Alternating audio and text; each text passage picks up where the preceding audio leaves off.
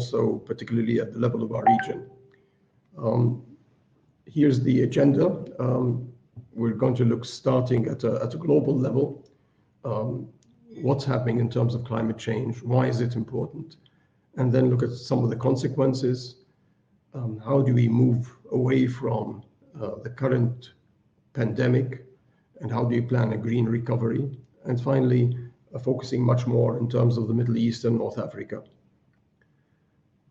To begin with, if you look at surveys in terms of what are the risks, climate-related risks now dominate the top 5 risks in the world, and also in terms of likelihood. Businesses and people are concerned in terms of the economies recover, and when they recover, emissions start growing back up again. If we want to maintain and reach the Paris Agreement's goal, then for the next decade, we need to have the same reduction that we've had in 2020. The question is that likely to happen? So that's a tall order. Already, we're seeing with recovery emissions rising again. And if we look at the climate risks that everybody is concerned about, in terms of flooding, in terms of heat, water stress, wildfires, hurricanes, the rising sea levels, all regions of the world are exposed to different types of risks. If you look at our region, heat stress and water stress are the main ones, along with rising sea levels. The important thing is that no region in the world is exempt. Everybody will be exposed.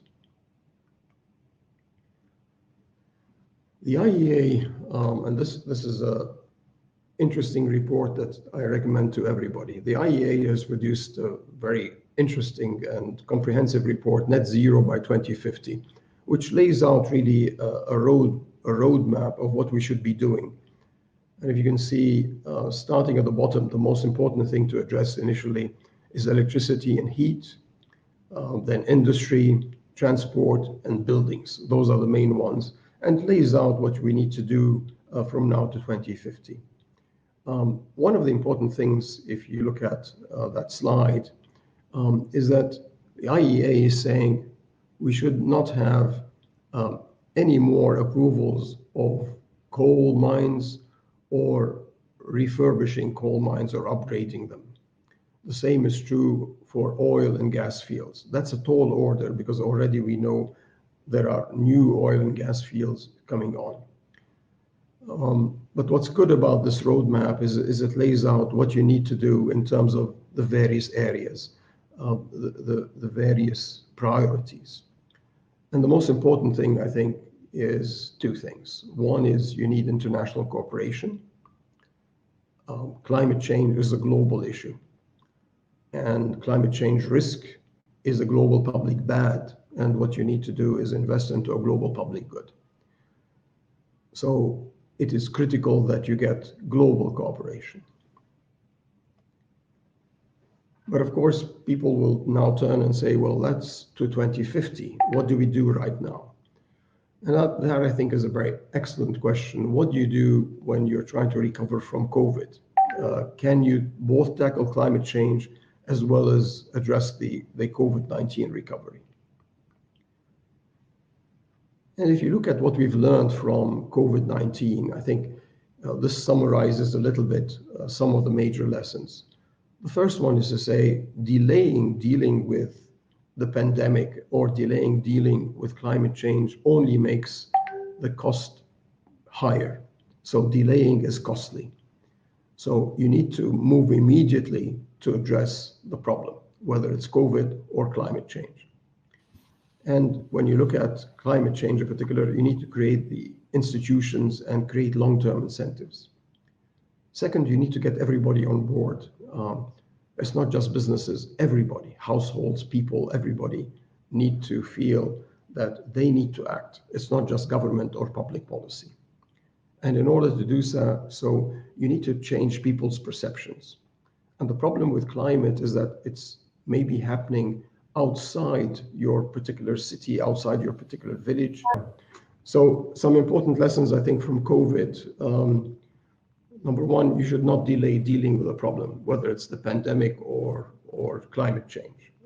The more you delay, the greater the cost. Second, you need to get everybody on board. It's not just businesses, it's everyone. It's people, it's households, everybody needs to be on board to address the change. And it means dealing with perceptions. And the problem with climate, of course, is that for many people, it's happening somewhere else. It's not an immediate concern. And people only act when they feel there's a problem at their doorstep. Third is that you need to be aware of big inequalities, both across countries and within countries, between those who are able to deal with it and those who are not. And we've seen that in COVID. If you look at the moment, currently, you look at Africa, they only have some 40 million people who have been vaccinated out of a population of 1.2 billion. So a great deal of inequalities can come about. Fourth item is you need to collaborate. It's not just COVAX, but when it comes to climate change, you need to collaborate and cooperate at the global level. And finally, you need to make use of science. We still have people who are in climate denial, and we have to overcome that. Another report I think I would recommend is the recently issued report by Lord Stern for the G7 in terms of what needs to be done immediately, both in addressing COVID and recovery from COVID, moving towards green economies and green deals and blue deals. And I think two messages come through. One is that for the G7, they're going to have to increase investment, particularly in clean energy, by 1 trillion every year from now to 2030, increasing annual investment by 2%. The other important message is finance and arranging for finance. So once you've set zero carbon for things like power and transport and phasing out coal, you need to think of where the financing is going to come.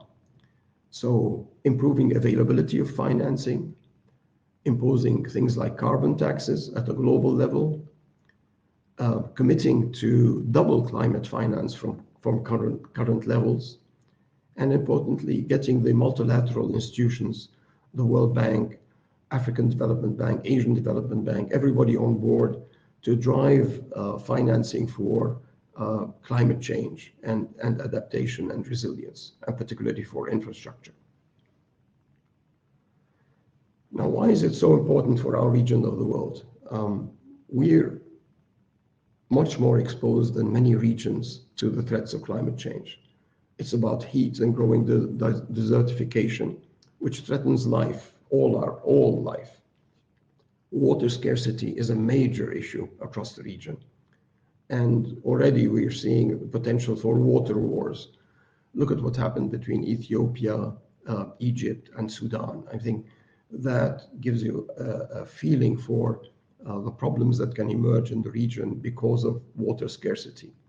And of course, because of the water scarcity, we're increasingly relying on desalinated water. But that, of course, has a large carbon footprint.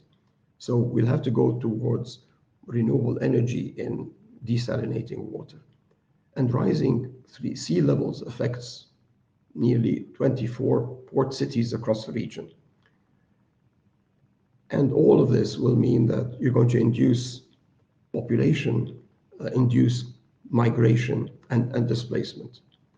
And finally, I think the biggest risk for the global oil producers in our region is that as countries transit away from fossil fuels, they're going to move away from oil and gas of the region.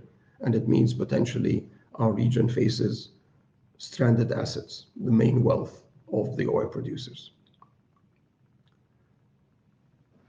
And climate change and financial risk will be a major one for all the countries in the region and globally, of course.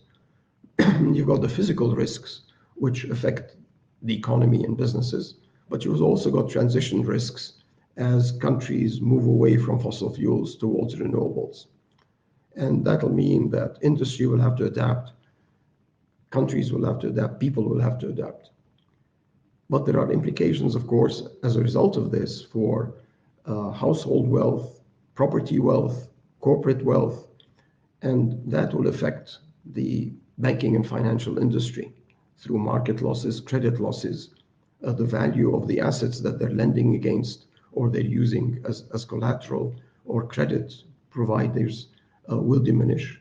And that has a negative impact on the economy.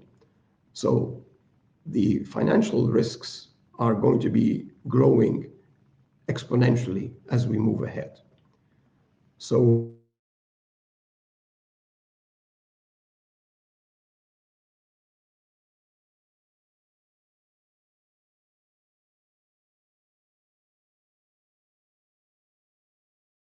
particularly if you just look at the first quarter of 2021, assets and investment funds, ESG type, have gone up to 2 trillion.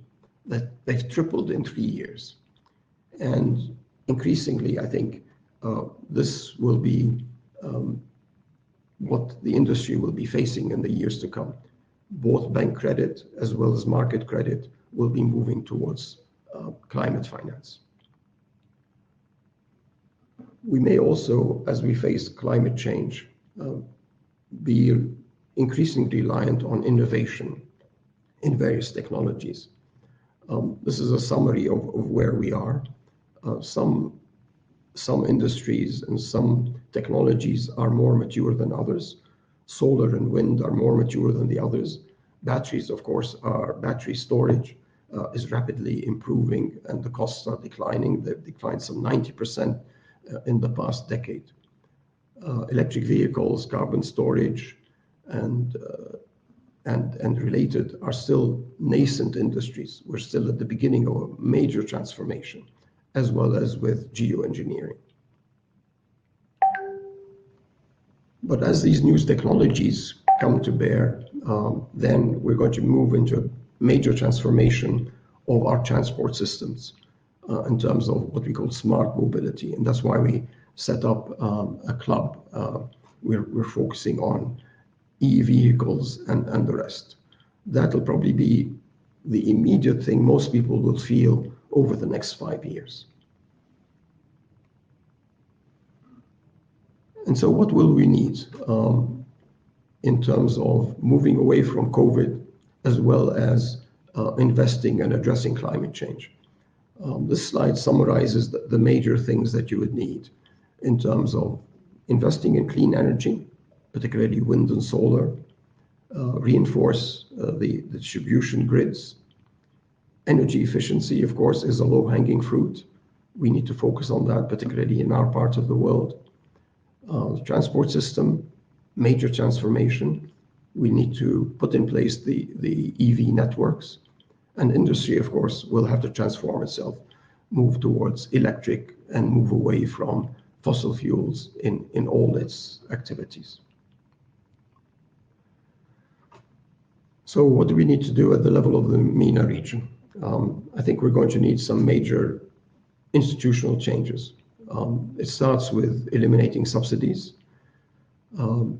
moving towards widespread use of clean energy and technology. We need to encourage the countries of the region to undertake a national climate change risk assessment, like New Zealand has done, move towards e-transport systems, and in particular, at the level of the GCC, unify the standards to remove barriers to trade and investment in clean energy and technology. On the financing side, I think the major reform is going to have to be introducing carbon taxes. So you not only want to eliminate subsidies, you want to introduce carbon taxes. And then you use the revenue from carbon taxes for investment in clean energy and technology. But second, I think we're going to move towards increasing mandatory disclosure, particularly for banks and financial institutions, in terms of how exposed are they and their clients and the businesses they finance to climate risk. And of course, it really means developing new energy financing. We need to give a big push to that. And the third plank, I think, is going to be much more innovation and providing resources for research and development in innovations and across all the areas that we mentioned. So quite a bit, and I hope that we as a CEBC will be working in each of those major areas to address climate change. So thank you very much, and hopefully you will join us in this long journey in addressing what is really an existential risk for all of us. Thank you.